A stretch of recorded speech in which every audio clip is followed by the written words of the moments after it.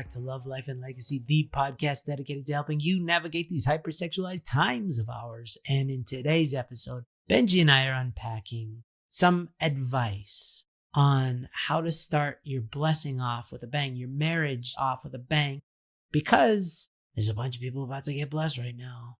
And I'm sure many of them are excited. Some are very worried. Others are just trying to take this whole thing in one camera at a time, one hug at a time.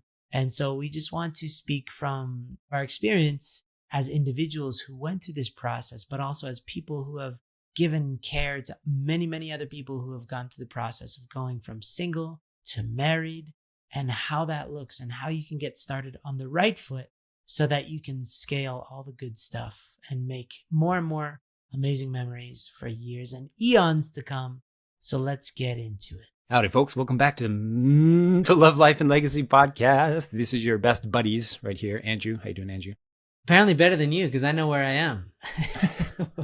Which podcast were you going to introduce? The Married Happy Men podcast. It's something with an M. You had something with an M. Don't worry about that. My name is Benji, and I'm here in Japan. And the reason I'm saying that is because tomorrow I am heading to Korea for the Hyojun Cosmic Blessing that is taking place on this coming weekend. Andrew's asking what we should talk about in this podcast. So I wanted to make something that's specifically for people that are starting their marriage. And we're going to be titling this something along the lines of starting your marriage with a bang, a big old bang. I like that logic too, that you're like, I'm in Japan. And the reason I'm telling you this is because I'm going to Korea. Yeah. I don't want to be one of those guys that's always shouting like, hey, I'm in Mexico right now, just on vacation. Totally out of context, Here's the reason I'm here. You don't need a reason to be in Japan. I don't know. It's just my insecurity. It's crippling insecurity. Feels like I need to explain myself all the time. You're like that too. You always have to explain things. And it's okay. It's fine. I don't know if it's insecurity. I feel like mine is for context. But maybe it is a deep-rooted insecurity from being Canadian and worried about whether people will know that I'm Canadian or not. I think you broke me, Freud. You got me. Yeah, it is. Okay, so let's get into it. Benji has been working with blessed couples for a long time. Predates High Noon for sure. Predates the existence of High Noon. Definitely predates his work for High Noon. And it's a passion of his, is talking to people who are preparing for the blessing and people who are already in the blessing. And if you're just tuning in to the podcast for the first time ever, the blessing is a marriage ceremony that happens en masse, typically, but doesn't need to be. But part of the show is doing this together, that your marriage, you're a part of a larger entity known as human race. And to isolate yourself in marriage is to devastate any potential of thriving. So we believe in our movement that when you get married, you should do it with as many people as possible, because that is your support system. So we physically do it with as many people as possible. Just to be clear, when we say do it with as many couples as possible, we mean get married with as many couples as possible. Just to clarify. Yes, thank you. Thank you. That's from my lawyer. That's from my legal advisory team. So yeah, we're going to the blessing tomorrow, and I have a lot of love for these couples, as all of us do. So we want to give you guys some mental liberation, and I guess the best advice we can give as guys that have been married to separate women for the last 10 years, more than 10 years, both of us. So I feel like you just took up podcast sensitivity training, because you're like, we are married to different women. How many people are going to this blessing? How many couples? Internationally, it's hard to say. In America, we have about 100 couples total. There's about 50 couples going to Korea this weekend, and there's about 50 that are getting blessed in Las Vegas, of all places, this weekend as well, simultaneously. So give or take 100. I know this has nothing to do with the topic, really, but we're talking about the blessing. And a lot of people are like, they have this perception that because it's not your special day, and weddings are all about soaking in people's well wishes for your couple, right? There's a perception that somehow that is lost in something like the blessing, a mass wedding. In my experience, participating in one, getting blessed, but also in going to many, like in Korea and all over, it's so much better than an average wedding, because it's like as excited as one couple is when they're on their wedding day, times that by infinity, because you have a stadium now filled with people who are on the brink of explosion because they're so excited about their future. Not everybody shows up in a great mood or, in the right mind frame or whatever. But for the vast majority of folks there, it's like, it's a combination of a wedding and a really good family reunion and a high school reunion Mm. and like a sporting event because it's in a stadium. So it's like all these things combined. The way that you sell it is like, oh, this big scary thing, or actually the coolest event ever.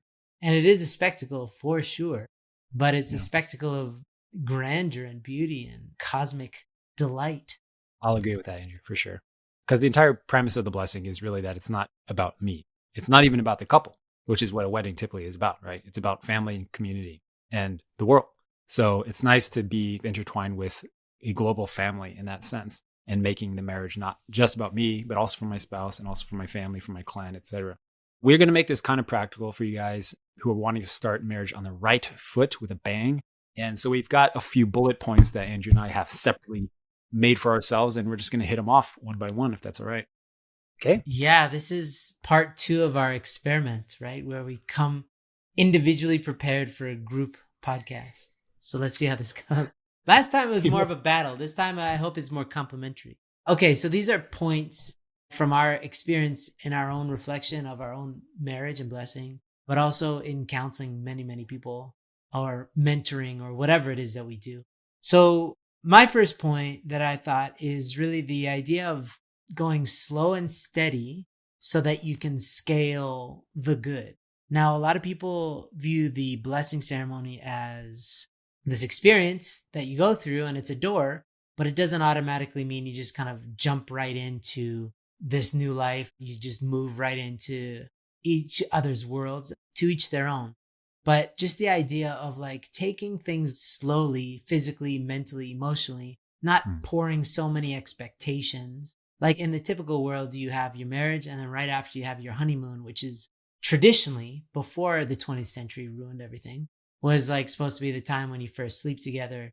And it's supposed to be this magical experience. That's a lot of pressure because you're just like recovering from this frenetic event, right? With all this energy. But with this event, even higher energy, and you have traveling and all this stuff. But to come back down, and here's why. I say slow and steady because what you can do then is you can scale the good stuff. So you can learn about each other and then scale. So let's just use dancing as a metaphor real quick. If you start slow dancing with somebody and then you just automatically crank it up and like go way faster, 10 times the speed, if you guys don't know how to dance together, you haven't learned how to do that whole give and take of dancing and who's leading, who's following, and this kind of thing, you're just scaling chaos. You're just making for more pain than is necessary. So it's good to start with a slow dance and enjoy, let it soak in the good vibes of this newness, but take it slowly. And then again, for the sake of, oh, that was cool, or whoa, that was scary, and talk about it, and you can scale it in due time. You're committing to a lifetime and beyond, an eternity together. So there's time. So there's no rush, as much as you biologically are in a rush to consummate things, right? To get down, that's fine. But much more important than all that is building intimacy, which is trust, which is knowing each other on a deeper level. So that's my first thing, is slow and steady for the sake of scaling the good. So how does that look like on a practical level when people are starting off their relationship? Talk about Sexually. everything step by step. Well, sexually, it's like really a lot of conversations. And your brother, Sammy, was very vocal about this. They didn't start having sex for like 2 years after their blessing. Again, not even advisable necessarily, but that's the speed that they were going at. But then contrast that against this one dude. I facilitated a blessing in upstate New York, and this guy, I was just like the MC kind of, but he knew that I helped organize it as well. And he came up to me right before the blessing. And he's like, yo, man, you know any hotels around here? And I was like, no, dude, we're kind of in the middle of nowhere. I was like, you sure you want to start things out like that? And again, no judgment, but just like, are you sure? Are you being driven by your biology right now? Or do you guys have a vision? Especially if you've waited this long for the love of your life, to talk about it. What is our vision from here on out? How do we want to take this? Do we want to first start holding hands? A lot of people, right, in our faith do like a 40-day separation where they're not physical for those 40 days, and they just really learn how to put God and infuse God into their relationship. So to kind of have that vision is paramount. And you guys know in your sexual integrity as an individual, but now your sexual integrity is as a couple. It doesn't stop just because you stop watching porn or something. Now your sexual integrity means building a healthy heavenly sexuality with somebody else. So to have a vision is crucial for that. So a lot of conversations and vision casting based on comfort levels. And if you're uncomfortable with something, you talk about it and you work through it, because there could be trauma there. There could be just misconceptions. There could be a lot there. But that's where the gold is. That's where getting to know somebody is rushing past that and coercing or cajoling somebody into something they're not really ready for. Mind ready, heart ready, body ready, spirit ready. If they're not fully ready, you don't want to rush into things. So just a lot of conversations and vision casting. Yeah, I think for our first night, Hito and I, we like budgeted for an hour of time to have our first night. And it was something that I recommend to people, because it seems like, especially in that first experience, you can bypass a lot of potential difficulty or pain in the first experience if you just take it slowly. And we've heard countless experiences of couples who have felt a tremendous amount of love from each other if they just are willing to take their time and not just kind of rush into it. Because when you rush into a sexual relationship and you're not on the same page communicatively, you're not communicating like Andrew's saying, then it's very easy to feel used, and it's very easy to feel like we're just not in sync. But if you're on a foundation of constant communication and give and take, and you take your time, what's communicated is, oh, this person cares about me, is not just thinking about themselves. If you have a negative experience the first time, which some people do, it's not the end of the world. There's no mistake, or there's no affliction that cannot be redeemed. There's no mistake we can make in marriage. This is actually my first point that I'll segue into, is that give yourself the mental liberation that it's reasonable to suck at marriage from the beginning. And I'm saying that as a guy, especially people that are like me will relate to this, people who are like high achievers and want to do the best from the very beginning and never make mistakes and put our best foot forward. We have a tendency to beat ourselves up and get down on ourselves when we do make mistakes and when we do suck, when we do inevitably cause pain to our partner, or make mistakes, or say things that are unloving, or do things that are unloving. Especially for me as an 18-year-old that got blessed and married at 18 and thinking I was cat's pajamas, whatever, I was not, and thinking I was, and wanting to have my relationship perfect in my eyes, and then being hit with a hard reality that I actually do suck at this. And that was really hard for me to admit. And I was always trying to justify and protect my ego and saying, no, it's her. It's not. He's like, it's not my fault, or it's my environment or circumstances. But just to give myself the liberation of, it's actually reasonable to not be good at marriage. And it's unreasonable to assume that I'll be good at this. Because if you think about it from the principle perspective, marriage is designed in a way that we complement each other, and together we experience God's love and we become like God to our children and to people around us. And so it's reasonable to assume that it'll take a little bit of give and take, a little bit of stepping on each other's toes to create this beautiful dance of marriage. We have give and take to the point where we are able to experience fulfillment and happiness. And we're going to suck at it from the beginning. And I know for some people, when I say that, they don't like the terminology, like I'm going to suck at this. But the reality is, like, we're not going to be great at it. After I realized that this is part of marriage, this is part of the blessing, is actually going through the growing pains sometimes. When I realized that, it lifted a huge burden off my shoulder, because I realized, like, this is actually what I need to go through. For our couple to become a diamond, we have to go through a lot of pressure, a lot of difficulty in order to rub up against each other, so to speak, in order to become that diamond. And so I kind of was like, oh, this is fine. This is part of it. I just have to learn how to grow from this difficult conversation or experience. And there we go. This is actually what we're supposed to be doing. This is marriage. So realizing that conflict is part of the process of marriage was very, very liberating for me. And it completely changed the early stages of my marriage, because I stopped looking at this as a problem that needs to be fixed immediately. But actually, this is just part of the process that over time will develop itself, and it'll resolve itself if I continue to grow from my experiences and learn from them. It really does seem, honestly, like this byproduct of our education system, which really gives you this feeling of good, bad, right, or wrong, which is so bizarre, because nothing in life, really important stuff, is like that. There's a lot of nuance.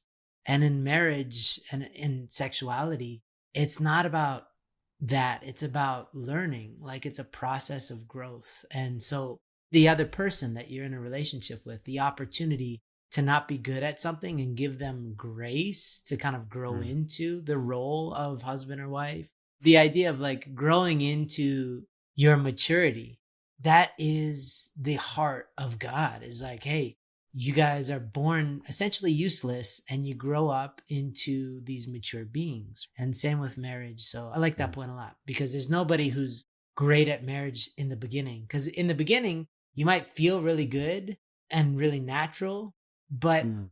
that is just a phase, and you're always going to reach a limitation too. Like, I wasn't necessarily inept in being a husband, but I definitely after a certain point was like, I don't have any answers for this present state. So sometimes you're doing great, sometimes you're doing bad. It's all learning. Nice. Thank you, Benji. Yeah. My next one is the idea of prioritizing the cultivation of intimacy. Man, it's been so bastardized into like this cartoonish version of itself, where a lot of people, their immediate association is intimacy equals sex. Mm. I just heard somebody sent me a voicemail, and that's how they equated intimacy. But intimacy is like, could be a look. Let's talk about newly blessed couple. You're cultivating where you touch somebody, like you touch them on the back of the neck. You learn how to hold hands. Like, that's crazy. This idea of holding somebody's hands forever is this beautiful thing that I think you take for granted when you do it for a while, but it is this phenomenon, like who typically is on which side and what's comfortable depending on your height, how you hug, where do you put your arms around them when you hug, and all this stuff you're figuring out. And these are the nuance that make you start to turn into this symbiotic being. You and the other person become really one, but little by little. So there's the touch, but then there's like learning how to talk to somebody and how to listen to somebody. Like, there's the 5 love languages. So learning how to give them love in a way that they can acknowledge it and receive it and reciprocate it. These are all small things that we need to learn in order to cultivate this resulting feeling of that person is mine and I feel close to them. I feel like I know them. I feel like I'm safe around them. I feel like I can tell them my hopes and my dreams and they won't make fun of me. And I will tell them my deepest fears and they won't kick me while I'm down. It's not about running to tell that person your deepest, darkest secrets out of the gate. It's about cultivating an environment between you and the other person that allows for honesty to flourish. And again, that's like a feeling of safety. It's a feeling of trust. Honestly, humans perceive things uniquely and in a very nuanced way. So like how you look when I'm telling you a story based on my experience on this earth is like, if you're bored or if you're excited, if you hate me, I'm perceiving all of this. And it could be true, but it could also be completely wrong because maybe I'm marrying somebody like me. I was blessed as somebody who speaks really loudly and it sounds really angry sometimes, but that's just how she talks. And it's scary to me because people where I grew up, if they spoke like that, it meant that you were in a lot of trouble. So I freak out. I'm like, what did I do? Why am I in trouble? And she's like, nothing. It's just like my voice. So learning all this, again, is the soil which allows you to plant the seeds and ultimately cultivate intimacy, which is the greatest thing in the world. A relationship with God is an intimate sense that God is your parent. And an intimate relationship with somebody else is this feeling that you're inseparable from that person because you know them too well. And that takes daily effort. And so building that from the beginning is just practically speaking, it's like learning how they respond when you touch them, when you talk to them, when you eat with them, when you make food for them, or when they make food for you, and like all this stuff, just really paying attention and trying to get better at playing this kind of game of learning one another. It's really beautiful. One thing I learned early on about my wife is that no matter how angry she is at me or I am at her, she will always make me food, which I was always surprised by. Because if I was angry at someone, especially my spouse, I would not like go out of my way to make them food, And I was just like, or you'd fry them up a big turd or something. You just some spiteful, and then poison it with rat poison. Yeah. Men are very petty, I think. Just give them rat poison. Seriously. But she just would make food, like good food too, right? And I was like, geez. Anyways, when you were talking about like learning how to hug, I was laughing because to this day, when I hug my wife, I literally put my arms around her and she just stands there like a stick with her arm. And then I grab her arms and then I put them around my waist and I say, stay, like stay here for a minute. And I've had so many, like earlier on, Western culturalization is like, couples do hug. It's just what you do. If you don't hug me, you don't love me. That was my belief, right? And then I had to get over Yeah, that and realize that in some cultures, it's just not a thing. It's just not. sure. They love each other through making food for each other, even though they hate their guts, right? So that was like a big hurdle to get over, is that she just doesn't speak that language. She just doesn't understand it. Question I just wanted to ask all of our Mediterranean listeners, anybody from especially Italy, is that the case? Is it typical for, especially like a really nice Italian cook, to still make food even when they're angry? Because my concept of Greeks and Italians is that when they're angry, they use kitchen utensils to throw at their spouse. So in Greece, the plates are at the ready because they already have like a set of plates to smash Mm. for special occasions anyway. Why not, right? And in Italy, it's like the spoon, the wooden spoon. I would imagine it's hard to cook and throw all the stuff that utensils that you need to cook at the same time. So please reach out to Yeah. us with a question or a response to that. Okay. I have a hunch that maybe someone could tell me. I think Italians are very quick to forgive. We paint them as these very like hot-headed people, but I think they're like a flash in the pan kind of anger. Like you get upset Sure. at your kid, kind of like, what are you doing? Like, like, what, you idiot. I was there last month in Italy or in New York City often. It's not like a rageful American anger where you just like, oh, I hate your guts and I want you to die. It's not like that. It's just like, yeah, you idiot. I have Yeah. a feeling that they would totally be fine with making food if they got upset. In the beginning stages of marriage, like you were talking about, Andrew, the feelings or the infatuation stage to kick in, which is a stage in which love is abound. It's very easy to forgive. It's very easy to forget. It's very easy to think everything's cute. It's like, oh, you love natto. It's so cute. Or you love kimchi. And then eventually it becomes annoying. And then it eventually becomes a point of tension in the relationship, right? And then I think eventually, as you get old, it just becomes a point of humor. It's like, oh, it's so funny how you love natto so much. It just humors me, right? Or it's just funny that you're like that. So I'm bringing this point up because what I've learned in my relationship also of working with other married men is that it's very important to have other sources of love and connection outside of just each other, Yeah. especially because when you're in the early stages of marriage, it's easy to rely on each other or depend on each other to be filled up, to feel connected, to when you feel down or anxious or stressed or depressed, to lean on each other. But as you go through this life together, there will be times where your spouse is maybe also not in a great space to support you, which is when it's important to have an outside support system. And this is across every area of life, especially regarding sexual integrity, especially regarding emotional states, especially conflict that comes up in marriage.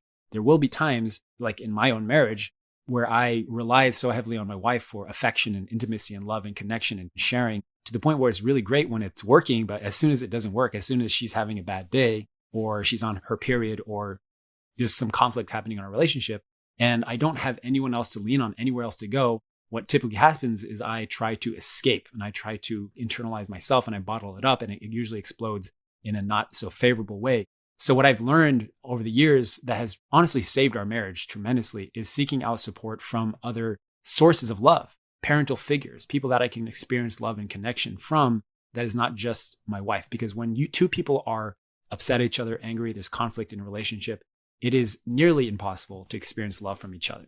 Nearly impossible. So you can tap into God's love, of course, in times like that. But from my experience, it's harder to connect to God when we're in that kind of state where we just don't feel connected. And it's easier to feel God's love and to experience receiving that grace when we are connected with people, when we're in a state of being filled up from individuals in our lives.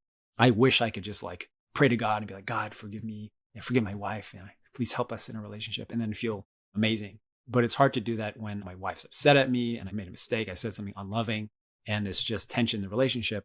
So I've learned how to share with kind of mentor figures, uncles in my life, my dad, and different people. So that's called widening your support system. And this becomes especially important when you are trying to work on your sexual integrity, right? Like if you're bringing a porn masturbation habit into your relationship, God forbid, hopefully not. But if temptations come up, if urges come up, you're going to need a support system that is wider than just your spouse, for a man especially, but also for a woman. If you're only relying on your wife for accountability, number one, many times spouses are not the best accountability partners because they don't understand your struggle. But also, number two, it can be a very painful experience for a spouse to help a partner through a porn habit, because it's very easy to feel like it's my fault or feel guilt because of it, or just feel hurt like it's an offense against me. that my partner has this habit. So especially in those instances, it's important to have a support system, but not just with porn, masturbation, but every area of your life, every conflict that you have. If you can have a wider and deeper support system, you will be able to succeed. When I say wider, I mean more people. And when I say deeper, I mean deeper relationships with those people. So it's constantly working on this safety net of wide relationships and deep relationships. So that's probably one of my biggest tips that I can give you guys, is just doing that, is looking for sources of love and connection outside of just each other and deepening those relationships as well. Like the local arcade. Go hang out at the local arcade when times are tough. Just play Pac-Man until your problems go away. Oh, I wanted to ask you, how's that played out in your relationship of like finding other people to Pac-Man? connect with? For me, it was high noon, honestly. I was reaching out to a lot of people proactively to help with my marriage at that time, which was in a really rough spot. But we couldn't find the right people. The people that we were reaching out to, they either didn't have the bandwidth to take care of us or help us, or they came with their own agendas and wanted to scold us. It was really weird. We didn't have a support system. And that's exactly when High Noon came along and Uncle Dave, started working on that. It wasn't like a perfect fit in the beginning because he was where he was at and I was where I was at. But little by little, doing the work of High Noon and having people talk to me about their problems, because I was giving lectures, hearing about what other people were going through really helped me a lot, that I wasn't alone in this, struggling certain things with my marriage. But then also having Uncle Dave and Aunt Mitzway to kind of talk to, and our family would also hang out in their house sometimes. That was really nice because my parents aren't together. So I can't go to my parents' house and hang out with my parents. It's more complicated than that. So our whole family could go to the Wolfenberger's house and spend the day or the weekend. We spent a couple weeks there once, and it wasn't like they were just hugging us and supporting us. I think they also had some critiques about our couple too, which we needed to hear. But it was a part of the healing process, which is like living in each other's space. And I was proactively looking for and trying people on as my mentor or like an advisor or something for months and months. My last point that I wanted to bring up, which I think is vital, is start to develop your own traditions as a couple for what spirituality means. Like that's a cross section for your couple, because people relate to God in very different ways. And so when we started our marriage, my wife wanted to have nothing to do with hunduke in the beginning, and I was all about it. We always go through these cycles where sometimes if I'm not sleeping well at night, I don't wake up in the morning really well because I had a rough night's sleep. And so she'll wake up, and hunduke we don't have down so well. But one thing that has really been meaningful to us as a couple, but also has kept us alive as a family, is doing conditions together. And so we do them fairly often, especially when we're traveling, but fairly often. And they keep us level-headed in times that are somewhat tumultuous, or like during the lockdown, we were stuck on an island. Things could have gotten really ugly and we didn't want to panic.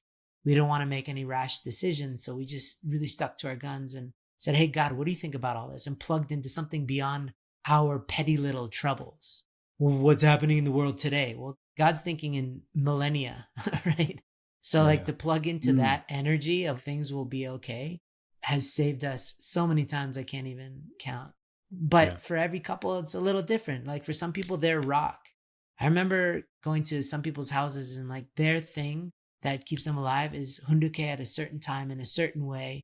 And they both find a lot of meaning in that. And that's their thing. For other people, it's like having a tradition of Anshi'il, or like, we're not here to judge, but it's really important to find that cross section where it's valuable to both people in the relationship, and starting at the beginning. And then again, you can build and you can iterate from there. But those traditions become very precious because they become yours. We have religious traditions, but to personalize them and to make them yours is really, really important. And as a family, you're starting your own traditions. So I think that's really important, to make sure that God's at the center of your relationship. Because otherwise it's just like, me, I think this, you think this. And it's like, well, what does God think? Why don't we check in? Yeah. Just to be clear, which island were you stuck on? Bali. Okay. I just don't like saying it. It's such a brand name island. And I was saying it just for clarification for a while. And then I realized that it sounds really arrogant because like, oh, I was just in Bali the other day. I'm in Bali, right? Doesn't matter. You did the same thing that I did at the beginning of this episode, explaining why I'm in Japan. I just think it's funny because you said we were stuck on We're an too island, and similar. then it was like Castaway. Tom Hanks came to mind. Oh, Yeah, no, no, it was that's good. slightly That's a nicer good island island. than that. That's a good island to be stuck on. Cool, man. Yeah, I appreciate that. That's great having condition. We've done a few in our family, and it's just like two, honestly. They were both very important, life-changing decisions that we made. One of them was, should we have another kid? And then we did a condition about that. And then we had another kid. So look at that. My last point, and then we can head it back to you, is to develop, like God, like you said, develop a long-term mentality. So develop the muscle of thinking long-term as opposed to short-term. It's typical for people who are younger. The younger you are, the more short-term thinking you are. And the older you are, the more long-term you're able to think because you've lived through many different experiences. And so you have perspective as to how your decisions impact your life over a longer period of time. Teenagers, for example, or people in their 20s have a shorter time horizon. So they're thinking in short-term gains as opposed to like the long game, right? So this is something that comes up a lot with people that I'm mentoring in Ascend who are battling the porn addiction, right? Because if I ask them, why do you continue to do a behavior that you absolutely hate and it causes you so much torment and remorse and guilt and shame, why do you keep doing it? And if we really peel it back, eventually they say, well, because I enjoy it. That's the true honest answer is like, I enjoy it and it feels good. And then I say, well, so does cocaine and so does heroin and so does everything that's bad for you feels great in the moment. But if you look at your life from a 10-year snapshot for the last 10, 20 years that you've had this habit in your life, has it really caused you enjoyment and pleasure? Or has it caused you more pain than anything?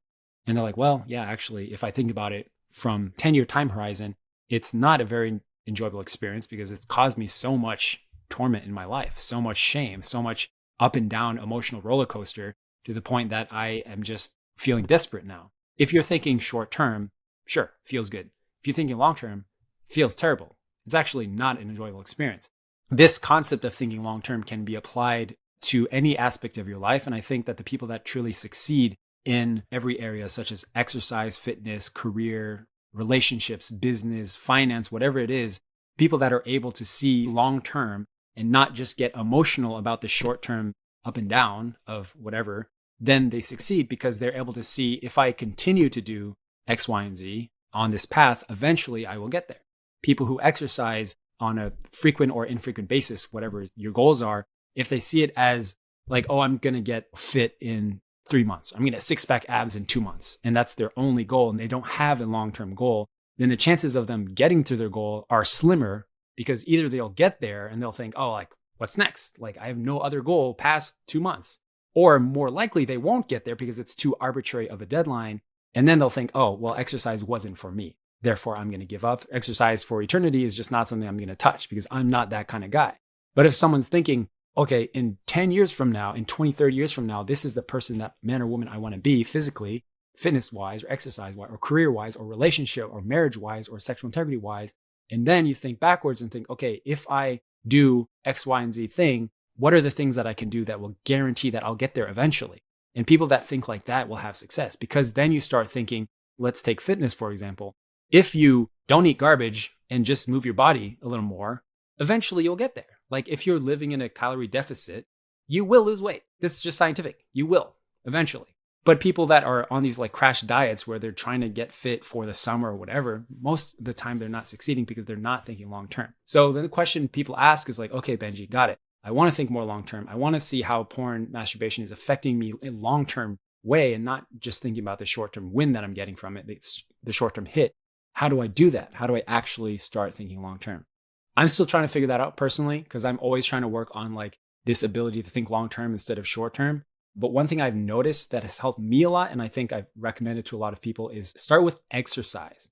Start with something that's physical. When you start with fitness, it's a clear gateway to learning how to notice how your psychology plays into your gains or your losses. If your first thought is like, oh, I want to get fit or lose weight or gain X amount of pounds in my bench press within this short time window, then it's like, okay, noticing that and then making adjustments to think more long-term and then working backwards. It's okay to have short goals, yes, but if you don't have a long-term goal that's kind of overarching your short-term goals, then what we're left with is usually disappointment in most cases. Or we do hit our goals and then we're like, we don't have anything else to live for because it's like, it doesn't end there. It's like focusing on developing that muscle of how do I think more long term. And for some people, it just takes time. It's not necessarily a linear experience where as you age, you get more long term thinking, because we know a lot of people that are older that think very short term and who have crippling addictions. And we have a lot of people that are younger, like even teenagers, that are able to think long term and have a lot of success in that area. So I don't think it's necessarily directly linearly correlated to age, but it's more about perspective people have on things and developing that muscle of thinking long term for your relationship. And bringing this back to marriage, if you can think long term, then it's like, yes, we're having an argument now, or we might disagree about this now, or there might be conflict, but that's okay because it's reasonable to suck at marriage in the beginning, but long term thinking, we're going to be all right as we continue to work on this. And so then you can have the mental peace of mind to know that this is part of the process and eventually we'll get there. Like Andrew's saying, think how God thinks. God is not thinking short term. God is thinking millennia in the future, way, way, way beyond what we're capable of conceiving right now. So that's my last point for you. All right, thank you. Benji just slowly wheeled his chair out off screen. If you are just getting blessed, please understand one of the best things that you can do is form a community. One of the worst things, which is a habit of our modern society, is that individuals isolate themselves, but also couples do it a lot too. And they try to reinvent this wheel that's already tattered and not doing so well. So why not learn from wisdom?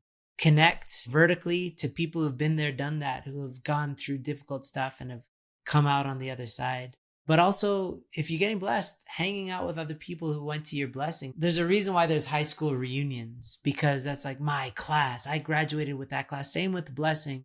That's your blessing group. And to hang out with people like that, you've gone through something together. So to stick with each other is very, very important. If you're going to the blessing in the future, please take all of this into account as we're talking contextually in this podcast episode about what happens when you get blessed. This is all stuff that you can be preparing for. These are all skills sets that you can be acquiring. And if you've been blessed for eons already, it's good to restart. Press the reset button every once in a while. A global reset. Let's not get into that. It doesn't matter where you fall in the spectrum of the blessing. This hopefully helped. And if you have any questions, and if you're Italian, we are expecting answers from you. But if you have any questions, let us know. We're happy, overjoyed to hear from people. It's a desert out here sometimes. So thank you, Benji. Thank you, everybody. We will see you in the next episode. Yeah. Love you guys. Reach out if you need something.